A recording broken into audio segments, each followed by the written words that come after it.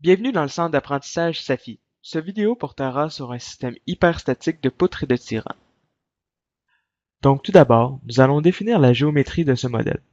Dans ce modèle-ci, selon l'axe des X, nous allons avoir 3 divisions espacées de 10 mètres, donc au final, 4 points critiques. Les positions des lignes sont définies relativement à la ligne précédente.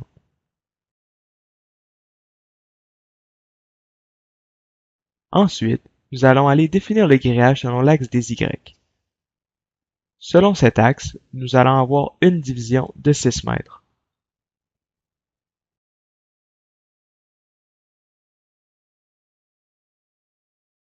Ensuite, nous allons utiliser l'outil d'ajout des membrures pour créer les membrures du modèle.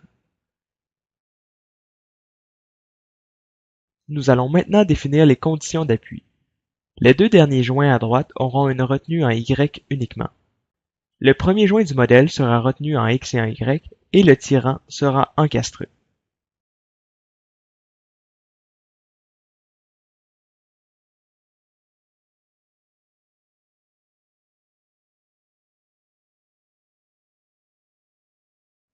Nous allons ensuite aller définir les sections des poutres du modèle. Dans les données du problème, il est spécifié que les poutres horizontales ont une rigidité en flexion de 2 × 10⁵ kN/m². Pour obtenir la même rigidité dans notre modèle, nous allons utiliser une section carrée appelée section 1, ayant un matériau en acier de 350 W, ayant un module élastique de 200 000 MPa. Pour obtenir la même rigidité, nous allons définir des dimensions de 331 mm de côté. Nous allons maintenant assigner la section aux membrures. Par la suite, nous allons associer la section ainsi que le matériau au tirant.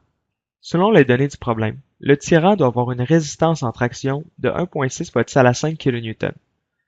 Pour obtenir ceci, nous allons utiliser une section circulaire ayant le même matériau que les poutres horizontales. Pour obtenir la précision voulue et pour faire concorder les résultats, le diamètre du tirant sera de 15,96 mm. Nous allons associer la section à la membrure, définir celle-ci comme étant en tension uniquement et définir les rotules à ses extrémités.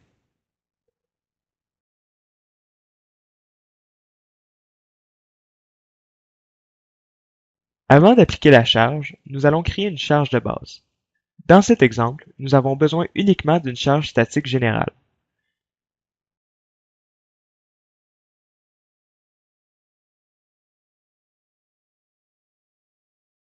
Nous allons ensuite sélectionner les deux membrures recevant la charge, aller dans les charges de membrure, sélectionner la catégorie uniforme, définir la charge de base et définir la charge de moins 15 kN par mètre.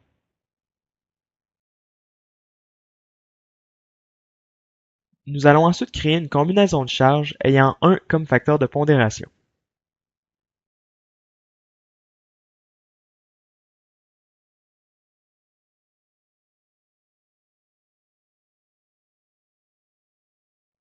Nous sommes maintenant prêts pour lancer l'analyse statique.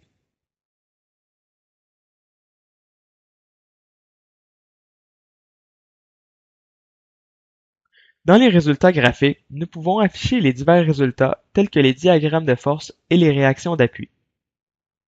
Commençons d'abord par vérifier les membrures ayant des charges axiales. En comparant les résultats, nous pouvons apprécier que ceux obtenus manuellement et ceux obtenus avec le logiciel sont identiques.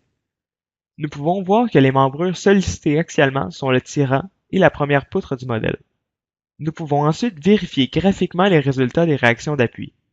En complément, nous pourrions aller voir les résultats en cisaillement.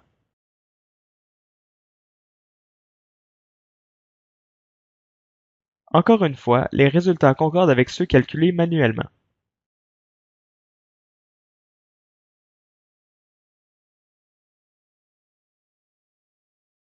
Nous pouvons apprécier l'évolution des efforts de cisaillement selon les réactions d'appui du modèle.